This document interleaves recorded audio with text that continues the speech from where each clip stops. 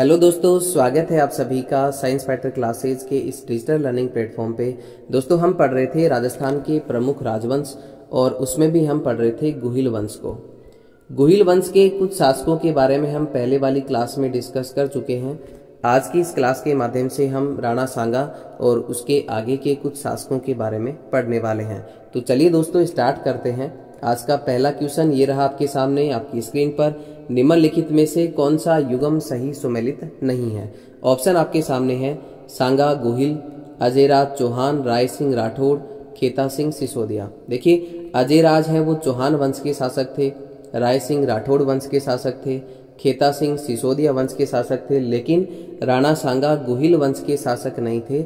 गुहिल वंश की ही एक शाखा सिसोदिया वंश के शासक थे महाराणा सांगा। क्योंकि हम पहले ही डिस्कस कर चुके हैं इस बारे में कि राणा हमीर के बाद जितने भी शासक जो मेवाड़ पे शासन करते हैं वो क्या कहलाए? सिसोदिया कहलाए। सिसोदा ठिकाने के जागीरदार या फिर ठिकानेदार होने के कारण इन्हें ये क्या कहलाए? सिसोदिया कहलाए। तो चलिए राणा सांगा के बारे में थोड़ा सा विस्तार से हम चर्चा करते हैं।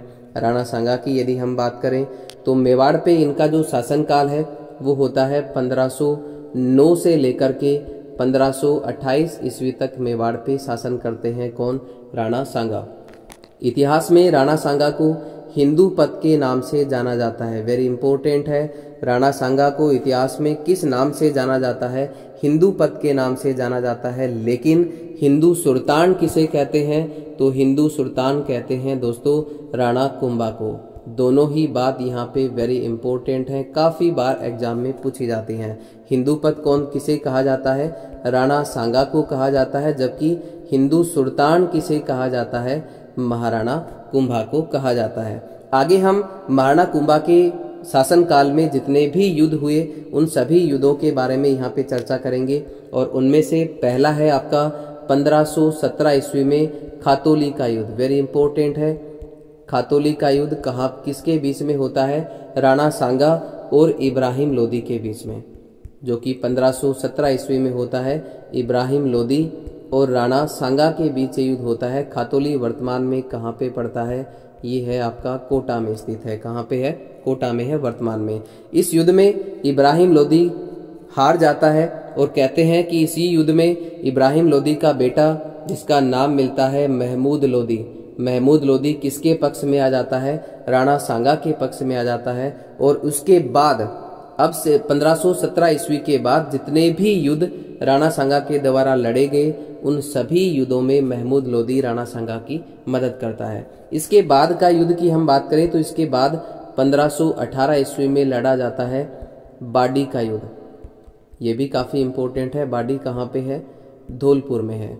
बाडी कहाँ पे है? धौलपुर में स्थित है वर्तमान में। तो बाडी का युद्ध है वो किसके मध्य लड़ा जाता है? ये भी इब्राहिम लोदी और राणा सांगा के बीच लड़ा जाता है। लेकिन इस युद्ध में भी राणा सांगा विजयी रहते हैं और इब्राहिम लोदी परास्त होता है। इसके आगे हम बात करें तो 1519 ईस्वी में, वेरी इंपॉर्टेंट है, आप साथ साथ नोट करते जाएं।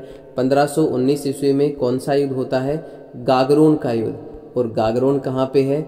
गागरोन है आपका झालावाड़ में। ये युद्ध किसके बीच में होता है? मालवा के शासक थे महमूद खिलजी।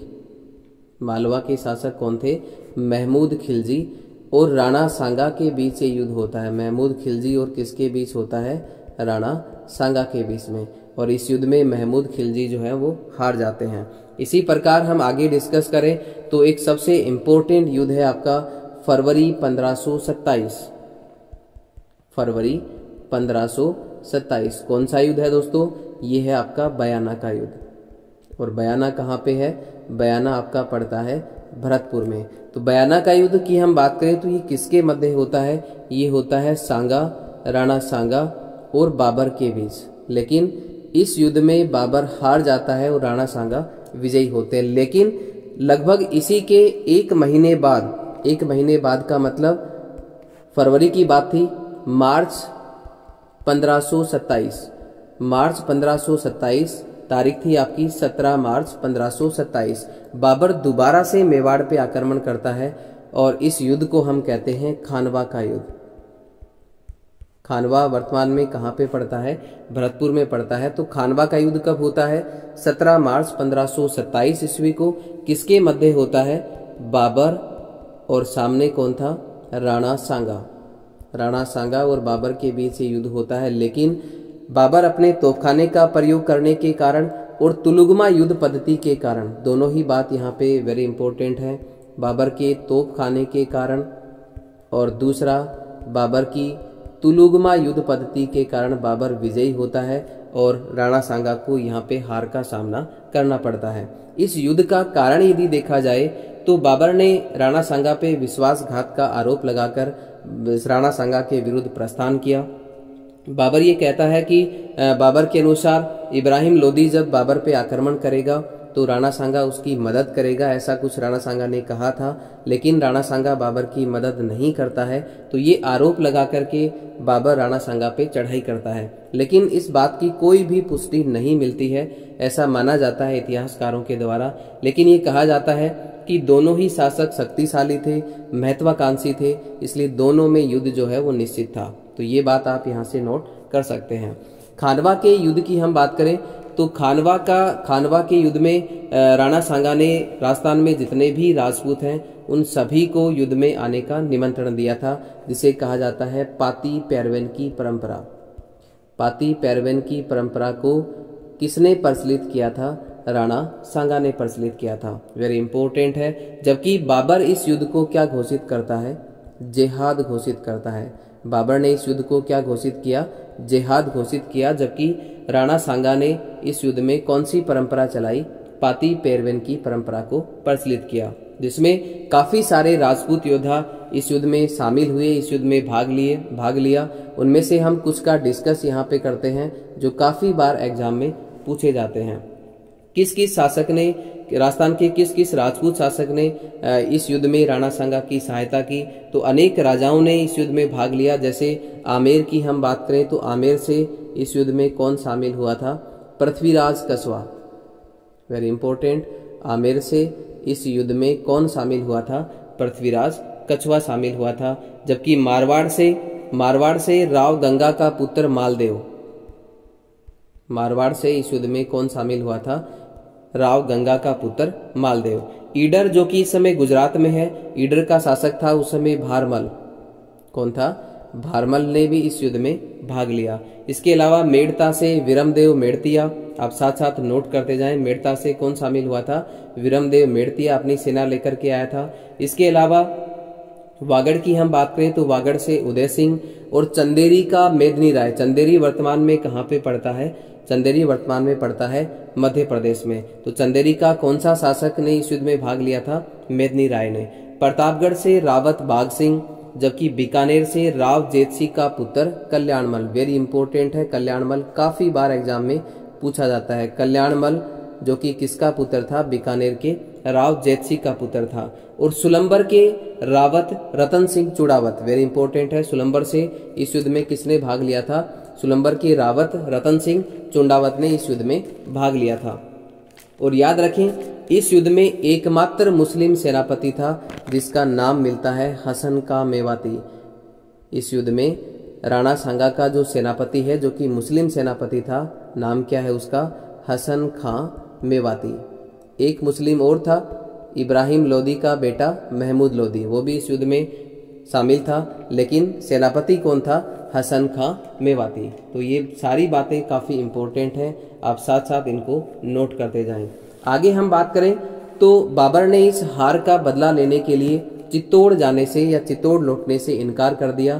तो सामंत जो थे, राणा सांगा के जो राजपूत सामंत थे, जो युद्ध नहीं करना चाहते थे, उन्होंने सांगा को जहर दे दिया और कहते हैं कि 30 जनवरी 1528 ईस्वी को, वेरी इंपॉर्टेंट है, 30 जनवरी 1528 ईस्वी को राणा सांगा का निधन हो जाता है।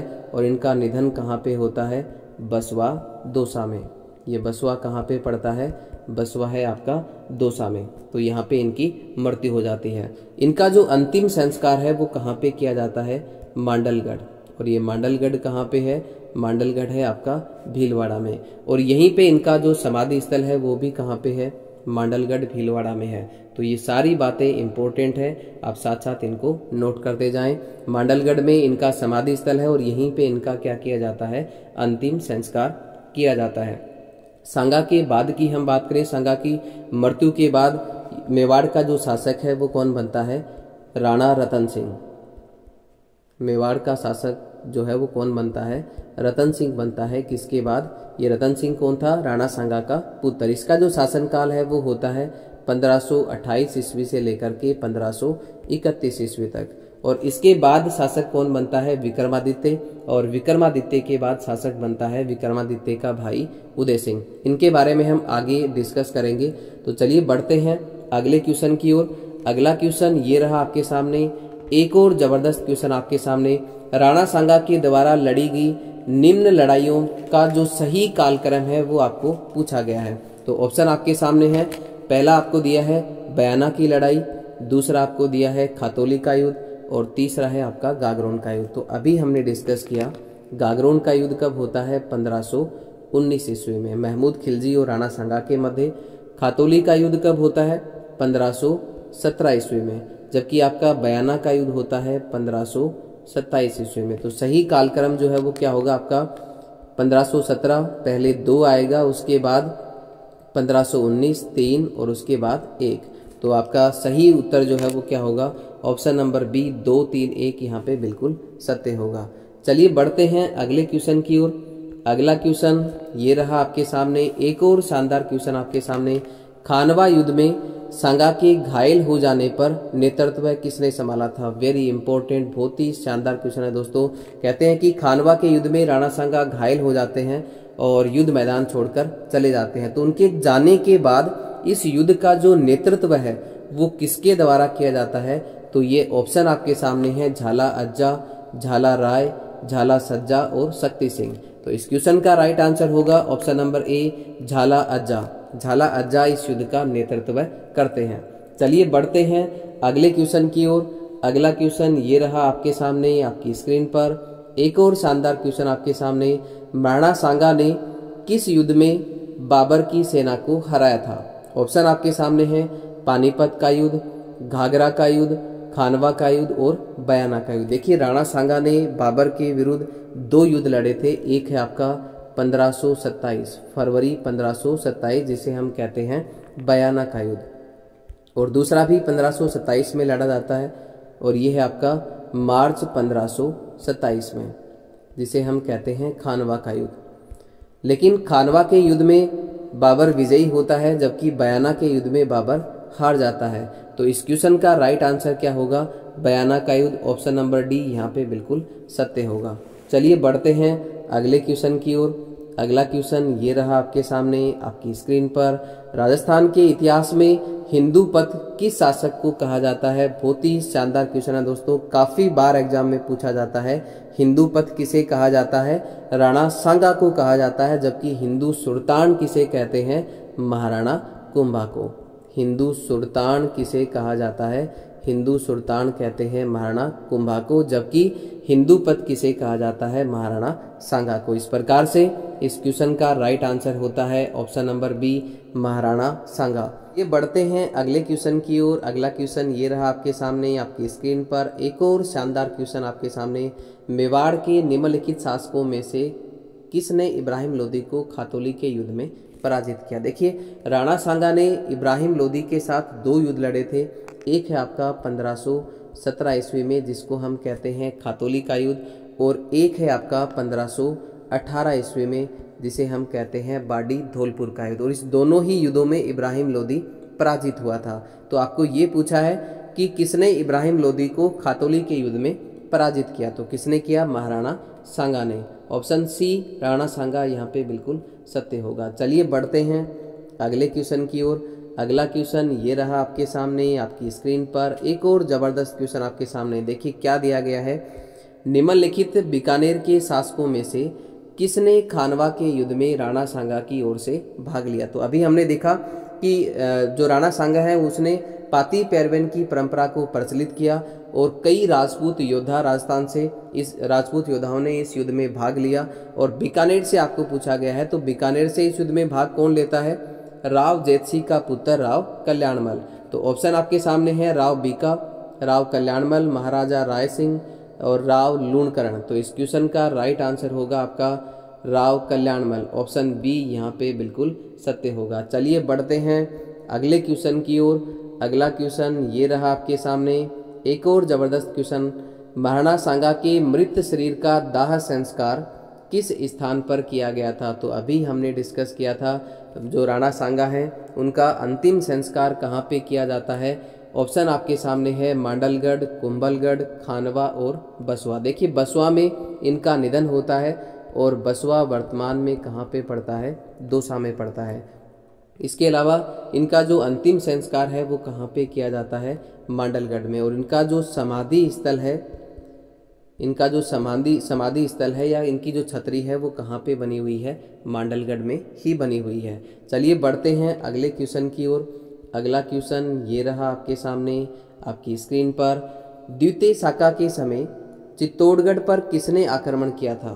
द्वितीय साका, देखिए हमने पढ़ा था कि पहला जो साका है वो 1303 ईस्वी में होता है। चित्तौड़ का जो पहला साका है वो कब होता है? 1303 में, रावल रतन सिंह के काल में। जबकि दूसरा साका जो है वो किसके समय होता है? विक्रमादित्य के समय। याद रखें अभी मैंने थोड़ी देर पहले आपको बताया है कि राणा सांगा के बाद शासक कौन बनता है? रतन सिंह बनता है। 1531 तक रतन सिंह का शासन रहता है। उसके बाद शासक बनता है मेवाड़ का विक्रमादित्य और उसके बाद शासक बनते हैं उदय सिंह। इनके बारे में हम आगे डिस्कस करेंगे। पहला साका जो है वो 1303 में रावल रतन सिंह के काल में, और रावल साका यहाँ पे क्या होती है? समाप्त होती है जब अलाउद्दीन खिलजी ने आक्रमण किया था चित्तौड़ पे। चित्तौड़ का नाम बदल करके क्या रखा था? खिजराबाद। और ये जो चित्तौड़ का किला है इसका प्रशासक किसे नियुक्त करता है? खिजर खां को। इन बातों के बारे में हम पहले वाली क्लास में डिस्कस कर चुके हैं। तो यहाँ पे चित्तौड़ का जो दूसरा साका हुआ था उस समय शासक कौन था? विक्रमादित्य। लेकिन विक्रमादित्य उम्र में काफ़ी छोटे थे, तो उनकी जो माता है जिसका नाम मिलता है कर्मावती। क्या नाम था विक्रमादित्य की माता का? नाम कर्मावती, या फिर कई जगह कर्णावती भी मिलता है। एक ही बात है, कर्णावती या फिर कर्मावती। तो इनकी जो माता है कर्णावती वो इनके संरक्षक के रूप में काम करती हैं। कहते हैं कि गुजरात में एक शासक हुआ करते थे जिनका नाम है बहादुर शाह। गुजरात के शासक बहादुर शाह, आप साथ साथ नोट करते जाएं। गुजरात के शासक बहादुर शाह, जिसने 1534 में मेवाड़ पे आक्रमण किया था। कब की बात है? 1534 ईस्वी में मेवाड़ पर आक्रमण किया। लेकिन हुआ क्या, देखिए इस समय दिल्ली का एक शासक था। दिल्ली पे जो शासन था वो किसका था? हुमायूं का। मुगल यहाँ पे शासन कर रहे थे दिल्ली में, और उस समय 1534 में दिल्ली का शासक कौन था? हुमायूं।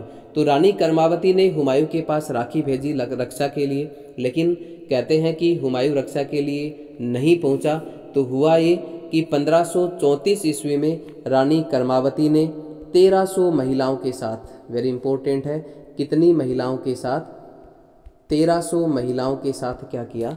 जोहर करती हैं। और थोड़े ही समय के बाद लगभग 1536 ईस्वी में, इसके 1534 के बाद 1536 ईस्वी में दासी पुत्र बनवीर ने विक्रमादित्य की हत्या कर दी और खुद जो है वो मेवाड़ का राजा बन जाता है। वेरी इंपॉर्टेंट है, आप साथ साथ इनको नोट करते जाएं। तो आगे हम बनवीर की बात करें तो देखिए बनवीर का जो शासनकाल है मेवाड़ पे, बनवीर का शासनकाल होता है 1536 से लेकर के 1540 ईस्वी तक। अभी हमने थोड़ी देर पहले डिस्कस किया राणा सांगा के बारे में। तो राणा सांगा का जो शासनकाल है मेवाड़ पे वो होता है 1528 तक। कहाँ तक होता है? 1528 तक। लेकिन 1528 से लेकर के 1531 तक शासन किसका होता है? 1531 तक आता है आपका राणा सांगा का पुत्र रतन सिंह। लेकिन 1531 से लेकर के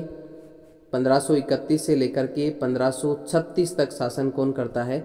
विक्रमादित्य, जिसके काल में दूसरा साका होता है। और 1536 से 1540 तक शासन किसका होता है? बनवीर का। ये किसका शासनकाल है? बनवीर का। आप यहाँ से नोट कर सकते हैं या फिर इसका स्क्रीनशॉट ले सकते हैं। तो देखिए बनवीर की हम बात करें तो बनवीर का शासनकाल 1536 से 1540, लेकिन बीच में ही एक उल्लेख मिलता है कि उदय सिंह 1537 में मेवाड़ के सरदारों की सहायता से और मारवाड़ के मालदेव की सहायता से कुंभलगढ़ में अपना राज्याभिषेक करवाते हैं। ये बात बहुत ही इम्पोर्टेंट है। ये कहा जाता है, इस बात का उल्लेख मिलता है गौरीशंकर ओझा के द्वारा। ये बात किसके द्वारा कही जाती है? गौरीशंकर ओझा की ये बात कहते हैं कि 1537 ईस्वी में। वैसे तो बनवीर का जो शासनकाल है वो 1536 से 1540 तक माना जाता है, लेकिन बीच में ही 1537 में उदय सिंह राजपूत सरदारों के साथ मिलकर के और मारवाड़ के मालदेव की सहायता से कुंभलगढ़ में अपना राज्याभिषेक करवाते हैं। उसी कुंभलगढ़ की बात मैं यहाँ पे कर रहा हूँ जहाँ पर पन्नाधाय ने अपने ही पुत्र चंदन का बलिदान देकर के उदय सिंह को बनवीर के हाथों बचाया था। और कहाँ पर लेके आई थी? कुंभलगढ़ के किले में। और याद रखें, उस समय कुंभलगढ़ का जो जागीरदार था या फिर किलेदार था वो कौन था? आशा देवपुरा। वेरी इंपॉर्टेंट है, काफ़ी बार ये एग्जाम में पूछा जाता है। उस समय कुंभलगढ़ का जो किलेदार था वो कौन था? आशा देवपुरा। और इसी के संरक्षण में यहाँ पे उदय सिंह का लालन पालन होता है। लेकिन इससे पहले दूसरे साके की मैं बात करूँ तो 1534 ईस्वी में दूसरा साका होता है। और दूसरे साके के समय रानी कर्मावती ने अपने दोनों पुत्र, एक विक्रमादित्य और दूसरा कौन था? उदय सिंह, दोनों को अपने भाई बूंदी के सूरजमल के पास भेज दिया। बूंदी का शासक सूरजमल, जो कि रानी कर्मावती का भाई था, इन दोनों का मामा था, उसके पास इनको भेज दिया जाता है, जहाँ पे इनका लालन पालन होता है सूरजमल के द्वारा। और याद रखें, सूरजमल के द्वारा इन्हें रणथंभौर की जागीर भी दी जाती है। वेरी इंपॉर्टेंट है, काफ़ी बार ये एग्जाम में पूछा गया है कि सूरजमल के द्वारा उदय सिंह और विक्रमादित्य को कौन सी जागीर दी गई थी? रणथंभौर की जागीर दी गई थी। अब हम उदय सिंह के बारे में थोड़ा सा डिस्कस करते हैं, विस्तार से डिस्कस करते हैं। हमने अभी पढ़ा कि 1537 में उदय सिंह का राज्याभिषेक होता है। हमने पहले देखा था कि बनवीर का जो शासनकाल है वो 1536 से 1540 तक होता है, लेकिन बीच में ही 1537 ईस्वी में कुछ राजपूत सरदारों के साथ मिलकर के और मारवाड़ के मालदेव की सहायता से कुंभलगढ़ में उदय सिंह अपना राज्याभिषेक करवा लेते हैं। तो इनका जो शासनकाल है वो 1537 से लेकर के 1572 तक माना जाता है। कब तक माना जाता है? 1572 तक। लेकिन 1540 में ये बनवीर की हत्या करते हैं और वास्तविक रूप से राजा बनते हैं। तो इस प्रकार से उदय सिंह का जो शासनकाल है वो 1537 से लेकर के 1572 तक आप याद रखें। इसके अलावा आप याद रखें कि उदय सिंह के द्वारा ही 1559 ईस्वी में उदयपुर की स्थापना की जाती है। उदयपुर की स्थापना किसके द्वारा की जाती है? उदय सिंह के द्वारा की जाती है 1559 ईस्वी में। और सबसे पहले उदयपुर को राजधानी बनाया था किसने? उदय सिंह ने। लेकिन चित्तौड़ को, यदि चित्तौड़ की आपको पूछी जाए तो चित्तौड़ को सबसे पहले राजधानी किसने बनाया था? जैतर सिंह ने। जबकि आहड़ को सबसे पहले राजधानी किसने बनाया था? ये काफ़ी बार पूछा गया है कि आहड़ को सबसे पहले राजधानी किसने बनाया? अलहट ने। तो आप याद रखें कौन है? अलहट। इसके अलावा नागदा की हम बात करें तो नागदा को सबसे पहले राजधानी बनाया था बप्पा रावल ने। यानी कि मेवाड़ की पहली राजधानी कौन होती है? नागदा, जो कि किसने बनाया? बप्पा रावल ने। फिर आहड़, आहड़ को राजधानी किसने बनाया? अलहट ने। और तीसरी राजधानी आपकी चित्तौड़, चित्तौड़ को राजधानी बनाता है जैतर सिंह। और चौथी राजधानी है मेवाड़ की उदयपुर, और उदयपुर को राजधानी कौन बनाता है? उदय सिंह। तो ये सारी बातें इंपॉर्टेंट हैं, आप साथ साथ इनको नोट करते जाएं या फिर आप इनका स्क्रीनशॉट ले सकते हैं। दोस्तों, उदय सिंह के काल में 3 युद्धों की चर्चा हम करेंगे। उदय सिंह के काल में जो युद्ध लड़े गए उनमें से 3 मुख्य युद्ध हैं, उनकी चर्चा हम यहाँ पे करेंगे। पहला है आपका मावली का युद्ध, और ये मावली कहाँ पे है? ये मावली है आपका उदयपुर में। मावली कहाँ पे है? उदयपुर में है। मावली का युद्ध कब होता है? 1540 ईस्वी में। किसके बीच होता है? बनवीर और उदय सिंह के बीच में युद्ध होता है, और बनवीर इस युद्ध में हार जाता है और मारा जाता है। लेकिन याद रखें, इस युद्ध में उदय सिंह की जो सहायता है वो कौन करता है? मारवाड़ का मालदेव, राव गंगा का पुत्र मारवाड़ का राव मालदेव उदय सिंह की इस युद्ध में सहायता करता है। और इसी कारण उदय सिंह ने मालदेव को एक हाथी उपहार स्वरूप भेंट करता है, और उस हाथी का नाम कई बार पूछा जाता है उस हाथी का नाम है बसंत राय। वेरी इंपॉर्टेंट है। कौन सा हाथी उदय सिंह के द्वारा मालदेव को भेंट किया जाता है? बसंत राय नाम का हाथी। दूसरे युद्ध की हम बात करें तो दूसरा युद्ध होता है आपका 1544 ईस्वी में। कब होता है? 1544 ईस्वी में। लेकिन कहते हैं कि वास्तव में युद्ध नहीं लड़ा गया, क्योंकि शेरशाह सूरी ने मेवाड़ पर आक्रमण करने की कोशिश की थी 1544 ईस्वी में। तो उदय सिंह ने पहले ही यहाँ पे गेम खेला और चित्तौड़गढ़ दुर्ग की जो चाबियां हैं वो शेरशाह सूरी के पास भिजवा दी। और शेरशाह सूरी यहाँ पे चित्तौड़ का जो प्रशासक है वो किसे नियुक्त करता है? ख्वास खां को। Very important. किसे नियुक्त करता है शेरशाह सूरी? ख्वास खां को चित्तौड़ का प्रशासक नियुक्त करता है। अगले युद्ध की हम बात करें तो अगला युद्ध है आपका 1557 ईस्वी में। ये काफ़ी इम्पोर्टेंट है 1557, जिसे क्या कहते हैं हम? हरमाड़ा का युद्ध। और हरमाड़ा कहाँ पे है? जयपुर में। हरमाड़ा का युद्ध कब लड़ा जाता है? हरमाड़ा का युद्ध लड़ा जाता है 1557 ईस्वी में। कहते हैं कि उदय सिंह ने मेड़ता पर अधिकार कर लिया था। तो ये युद्ध जो है वो मेड़ता को लेकर के हुआ था। किसके बीच में हुआ था? उदय सिंह और उदय सिंह का सहयोगी था यहाँ पे मेड़ता का जयमल राठौड़। जयमल राठौड़ की हम आगे चर्चा करेंगे। उदय सिंह का सहयोगी कौन था इस युद्ध में? जयमल राठौड़। तो ये युद्ध होता है किसके बीच में? उदय सिंह और सामने कौन था? सामने होता है आपका मालदेव, मारवाड़ का मालदेव। अब मालदेव है वो उदय सिंह के विपक्ष में हो जाता है मेड़ता को लेकर के। तो मालदेव और उदय सिंह के बीच में युद्ध होता है, जबकि उदय सिंह का जो सहयोगी है वो जयमल राठौड़ है और मालदेव का जो सहयोगी है वो है आपका अजमेर का हाजी खां पठान। आप साथ साथ इनको नोट करते जाएं। मालदेव का सहयोगी कौन है? अजमेर का हाजी का पठान। इन दोनों के बीच ये युद्ध होता है और इस युद्ध में मालदेव विजयी रहता है और फिर वापस से वो मालदेव मेड़ता पे अधिकार कर लेता है। इसके अलावा बात करें हम चित्तौड़ के तीसरे शाखे की, तो बहुत ही इम्पोर्टेंट है चित्तौड़ का तीसरा शाखा, जो कि अकबर के काल में होता है।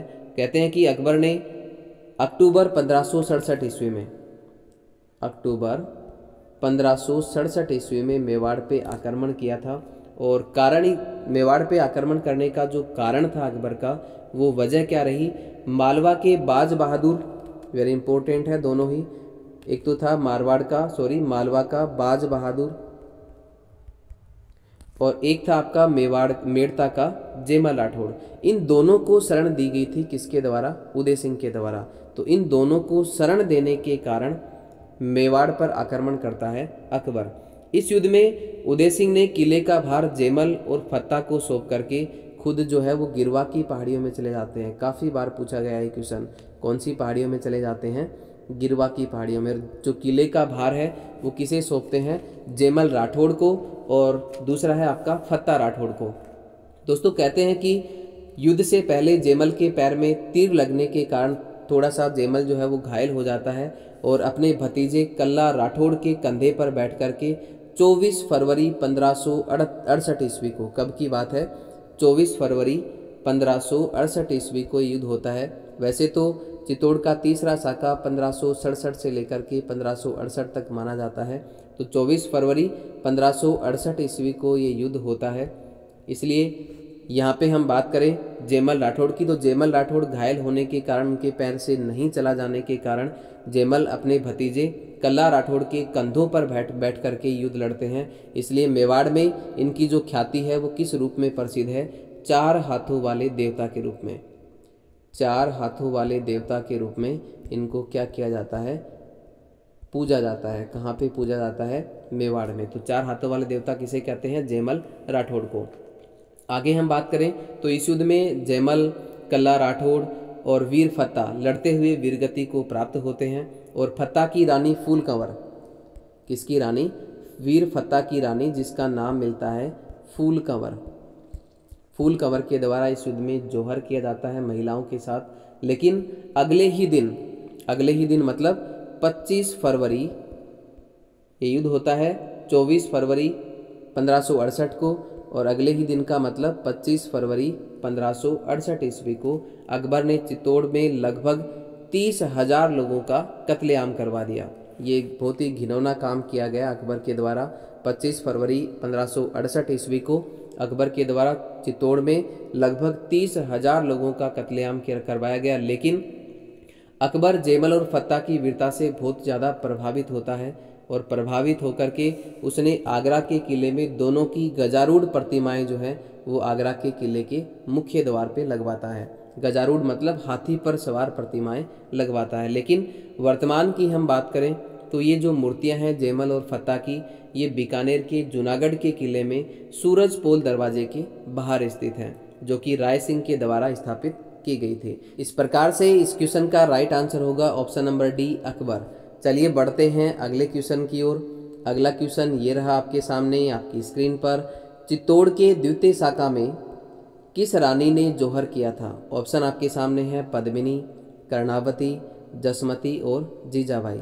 तो इस क्वेश्चन का राइट आंसर आप सभी जानते हैं क्या होगा, ऑप्शन नंबर बी, रानी कर्णावती या फिर कर्मावती। चलिए बढ़ते हैं अगले क्वेश्चन की ओर। अगला क्वेश्चन ये रहा आपके सामने आपकी स्क्रीन पर। पन्नाधाय ने अपने ही बेटे के जीवन का बलिदान देकर के किस राजकुमार की जान बचाई थी? ऑप्शन आपके सामने हैं उदय सिंह, अजीत सिंह, पृथ्वी सिंह और जोधा सिंह। तो इस क्वेश्चन का राइट आंसर होगा option number A, Uday Singh. Pannadhai ने किसको बचाया था? उदय सिंह को बचाया था अपने बेटे चंदन का बलिदान देकर के। चलिए बढ़ते हैं अगले क्वेश्चन की ओर। अगला क्वेश्चन ये रहा आपके सामने आपकी स्क्रीन पर। हरमाड़ा का युद्ध 1557 ईस्वी में लड़ा गया था, लेकिन ये किसके मध्य लड़ा गया? अभी हमने डिस्कस किया है हरमाड़ा के युद्ध के बारे में। ऑप्शन आपके सामने हैं महाराणा उदय सिंह एवं हाजी खान पठान के बीच। दूसरा आपको दिया है महाराणा सांगा और बाबर के बीच, सवाई जयसिंह और मराठों के बीच, महाराणा उदय सिंह और बनवीर के बीच। तो इस क्वेश्चन का राइट आंसर होगा महाराणा उदय सिंह और हाजी खान पठान। हाजी खान पठान कहाँ का शासक था? अजमेर का। अजमेर का हाजी खान पठान और महाराणा उदय सिंह के बीच में युद्ध लड़ा गया। तो इस क्वेश्चन का राइट आंसर होगा ऑप्शन नंबर ए, यहाँ पे बिल्कुल सत्य होगा। आज के लिए दोस्तों इतना ही। कल मिलते हैं कुछ और नए क्वेश्चंस के साथ। तब तक के लिए आप सभी साथियों का बहुत बहुत धन्यवाद। जय हिंद, जय भारत।